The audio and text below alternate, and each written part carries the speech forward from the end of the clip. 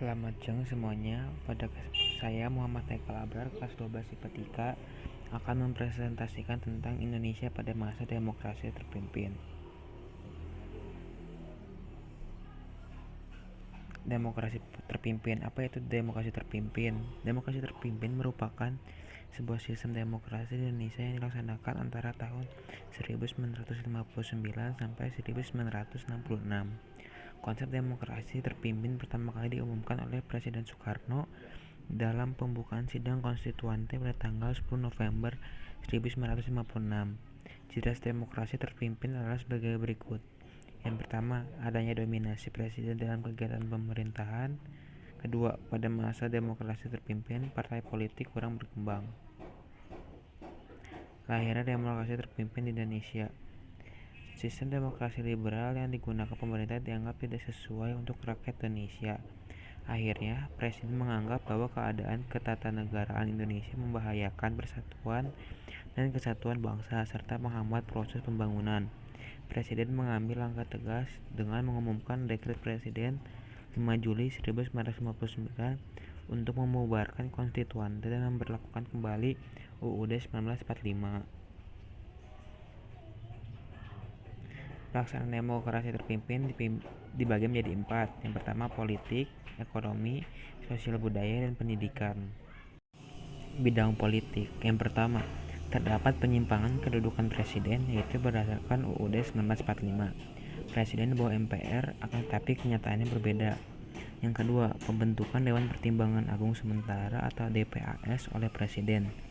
Pembentukan dewan ini berdasarkan penetapan Presiden nomor 3 tahun 1959. Yang ketiga, Presiden membubarkan DPR dan membentuk DPR-GR akibat RAPBN yang diajukan pemerintah ditolak oleh DPR. Presiden membentuk Front Nasional berdasarkan penetapan Presiden nomor 13 tahun 1959 tentang tujuan menyatukan segala potensi nasional menjadi kekuatan menyukseskan pembangunan. Yang terakhir, terjadinya penyimpangan dalam politik luar negeri yang bebas aktif dan mencapai puncaknya hingga Indonesia keluar dari keanggotaan PBB. Bidang ekonomi. Yang pertama, membentuk Dewan Perancang Nasional pada tanggal 15 Agustus 1959 dan diganti menjadi Bappenas. Menurunkan nilai uang atau devaluasi guna membentuk inflasi. Membentuk deklarasi ekonomi atau DEKON yang bertujuan mendukung kesejahteraan masyarakat dengan mencanangkan politik berdikari. Membentuk Bank Tunggal milik negara untuk menyediakan wadah bagi sirkulasi perputaran antar bank. Dan yang terakhir, membentuk KOLOE atau Komando Tertinggi Operasi Ekonomi untuk mengatur perekonomian negara semakin besar sentralistik. Bidang sosial budaya. Pada masa demokrasi terpimpin, kehidupan sosial budaya mulai berkembang dengan baik. Sanggar-sanggar lukis mulai terorganisasi karena yang dihasilkan dipengaruhi gerakan formalisme. Berkembang juga arsitektur yang tertuang dalam sarana publik seperti patung pahlawan dan Tugu Monas. Bidang pendidikan.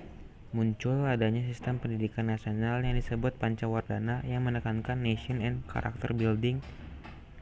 Pada tahun 1960, Pancawardhana disempurnakan menjadi sabta usaha utama dengan cakupan yang lebih luas. Sistem persekolahan dalam demokrasi terpimpin diklasifikasikan sebagai berikut. Yang pertama, pendidikan prasekolah dari umur 5 sampai hingga 7 tahun. Yang kedua, SD atau MI dari umur 7 hingga 12 tahun. Yang ketiga, SLTP dari umur 13 hingga 15 tahun. Dan yang terakhir, SLTA dari umur 16 hingga 18 tahun. Dampak. Memiliki dampak positif dan negatif. Dampak positif yang pertama, tidak akan ada gejolak politik karena hanya satu partai yang berkuasa. Yang kedua, peraturan pemerintahan sama di berbagai daerah sehingga lebih mudah diatur. Dampak negatifnya yang pertama, Presiden cenderung berkuasa mutlak sebagai kepala negara sekaligus kepala pemerintahan. Yang kedua, penguasa cenderung otoriter karena tidak ada kontrol dan oposisi. Sekian presentasi dari saya. Mohon maaf apabila ada kesalahan dalam pengucapan kata atau kesalahan dalam materi. Atas perhatiannya saya ucapkan terima kasih.